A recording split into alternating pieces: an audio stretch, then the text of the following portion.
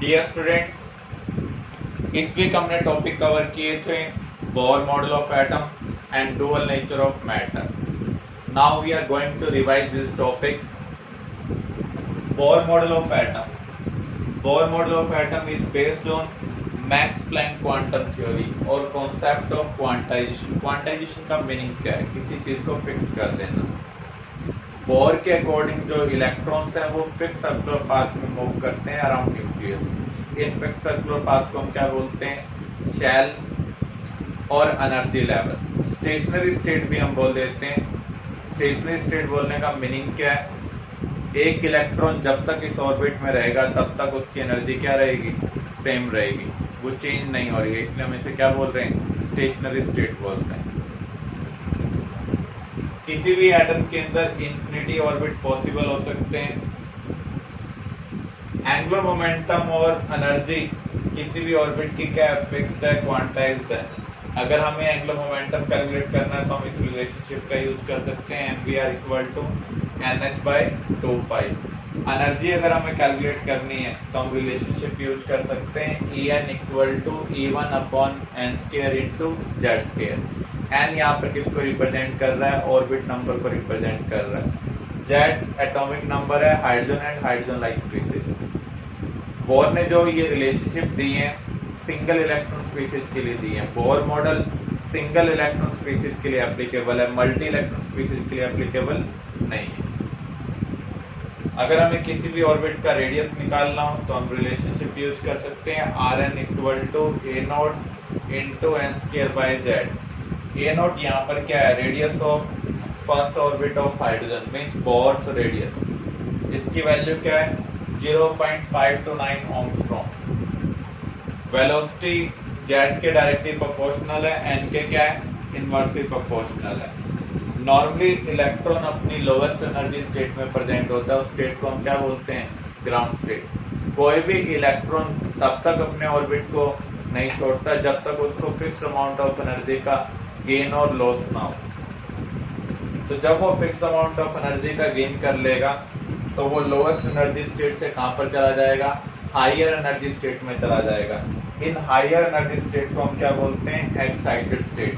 Excited state unstable होती है nature में. इसका मीनिंग इलेक्ट्रॉन एक्साइटेड स्टेट में ज्यादा देर के लिए नहीं रह सकता है, फ्रैक्शन ऑफ सेकंड के लिए रहेगा. इमीडिएटली वो ग्राउंड स्टेट में आएगा, या तो डायरेक्टली आएगा या फिर इनडायरेक्टली. मान लीजिए कोई इलेक्ट्रॉन फर्स्ट ऑर्बिट से सिक्स्थ ऑर्बिट में पहुंच गया है तो इलेक्ट्रॉन सिक्स्थ ऑर्बिट से या तो डायरेक्टली फर्स्ट में आएगा, हो सकता है सिक्स्थ से फिफ्थ, फिफ्थ से फोर्थ, फोर्थ से फर्स्ट में आ जाए, या अदर कोई और पाथ फॉलो करता हुआ है सिक्स्थ से फोर्थ, फोर्थ से थर्ड, थर्ड से फर्स्ट. मल्टीपल पॉसिबिलिटीज हो सकती हैं. जब भी इलेक्ट्रॉन हायर एनर्जी स्टेट से लोअर एनर्जी स्टेट में आते हैं तो वो एनर्जी का लॉस करते हैं. जितनी भी एनर्जी का उन्होंने लॉस किया है उसको वो लाइट रेडिएशन की फॉर्म में रिलीज करते हैं. तो जंप के कोरस्पॉन्डिंग जो भी एनर्जी रिलीज हुई है वो लाइट रेडिएशन में कन्वर्ट हो जाएगी. उस रेडिएशन की अगर हमें वेवलेंथ कैलकुलेट करनी हो तो हम इस तरीके से कैलकुलेट कर सकते हैं.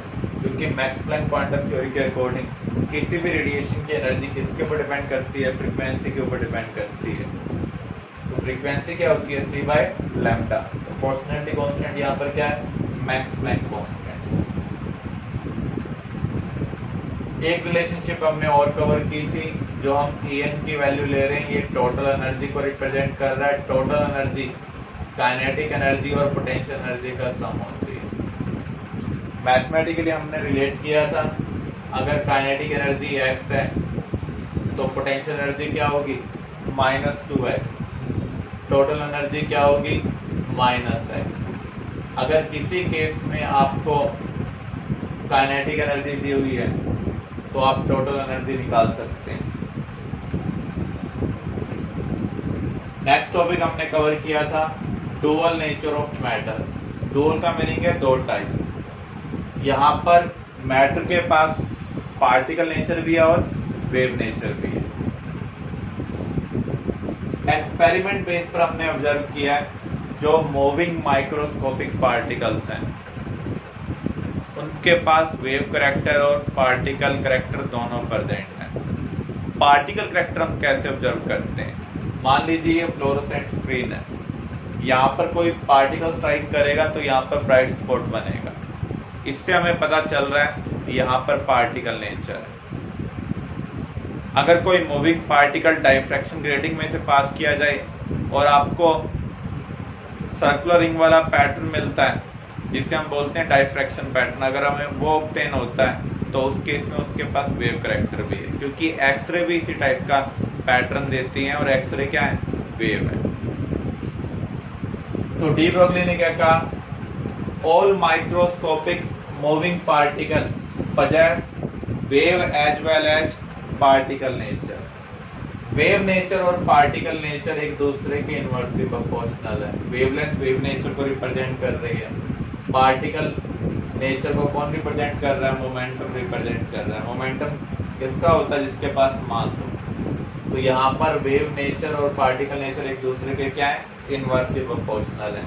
मूविंग बस, मूविंग कार, इसका हमें वेवी नेचर दिखाई नहीं देता क्योंकि इनका पार्टिकल नेचर बहुत ज्यादा है, तो उस केस में वेव नेचर क्या है, नेग्लिजिबल है। इलेक्ट्रॉन, प्रोटॉन, न्यूट्रॉन, इनका मास बहुत कम है, तो यहाँ पर जो पार्टिकल नेचर है वो बहुत कम है, वेव नेचर ज्यादा है।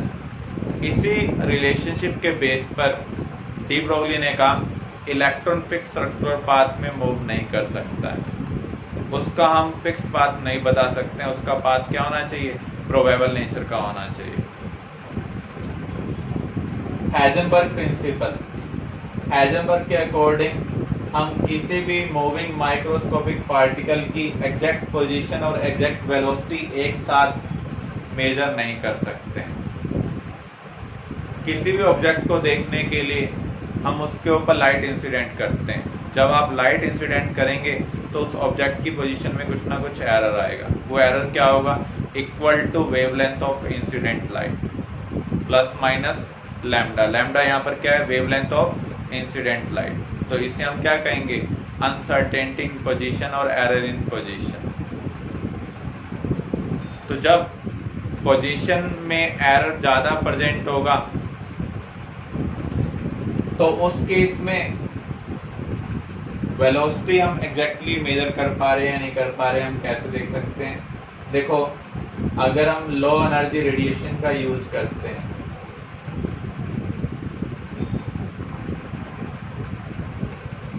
तो वेवलेंथ ज्यादा होगी, क्योंकि एनर्जी और वेवलेंथ में क्या रिलेशनशिप है, इनवर्स रिलेशनशिप है। अगर वेवलेंथ ज्यादा है तो अनसर्टेनिटी इन पोजीशन क्या है, आगे। Low energy radiation microscopic particle की वेलोसिटी को चेंज नहीं कर रही है, इसका meaning uncertainty in velocity near by zero होगी। इसका मीनिंग आप एग्जैक्ट वेलोसिटी मेजर कर रहे हैं लेकिन एग्जैक्ट पोजीशन मेजर नहीं कर रहे हैं। ऐसे अगर आप हाई एनर्जी रेडिएशन का यूज करेंगे तो वेवलेंथ मिनिमम हो जाएगी, अनसर्टेनिटी इन पोजीशन भी क्या हो जाएगी, मिनिमम हो जाएगी। आप पोजीशन एग्जैक्टली निकालने की कोशिश कर रहे हैं तो उस केस में जो आपने हाई एनर्जी रेडिएशन यूज की है वो उस केस में माइक्रोस्कोपिक पार्टिकल की वेलोसिटी को ड्रास्टिकली चेंज कर देगी, तो उस केस में हम वेलोसिटी को एग्जैक्टली मेजर नहीं कर पाएंगे। तो हाइजेनबर्ग क्या कहता है, एक साथ एग्जैक्ट पोजीशन और एग्जैक्ट वेलोसिटी हम नहीं निकाल सकते। फार्मूला रेस होती है तो उस केस में हम कार की एग्जैक्ट पोजीशन, एग्जैक्ट वेलोसिटी निकाल सकते हैं क्योंकि वो माइक्रोस्कोपिक पार्टिकल है। तो यहाँ पर हम क्या कह सकते हैं, जो माइक्रोस्कोपिक पार्टिकल है उनका पाथ का नेचर क्या होगा, प्रोबेबल होगा। आप सिर्फ गैस कर सकते हैं कि आप जींद से दिल्ली जा रहे हैं, कुछ टाइम के बाद यहाँ पहुंचे होंगे, रोहतक पहुंच गए, बहादुरगढ़ पहुंच गए, लेकिन आप एग्जैक्टली नहीं बता सकते हैं करंट पोजीशन क्या होगी। तो यहाँ हम गैस करने की कोशिश कर रहे हैं, जबकि बोर ने क्या कहा था, फिक्स्ड है, उसने परफेक्ट बता दिया था। इन दोनों के अकॉर्डिंग हम इलेक्ट्रॉन का परफेक्ट पाथ नहीं बता सकते हैं, इसकी वजह से बोर मॉडल को रिजेक्ट किया गया। श्रोडिंगर मॉडल किसके ऊपर बेस्ड है, de Broglie and Heisenberg concept के ऊपर बेस्ड है। श्रोडिंगर के अकॉर्डिंग मोशन ऑफ इलेक्ट्रॉन को हम एक वेव फंक्शन से रिप्रेजेंट कर सकते हैं। उसके अकॉर्डिंग जो इलेक्ट्रॉन्स हैं न्यूक्लियस के अराउंड 3 डायमेंशनली मूव करते हैं।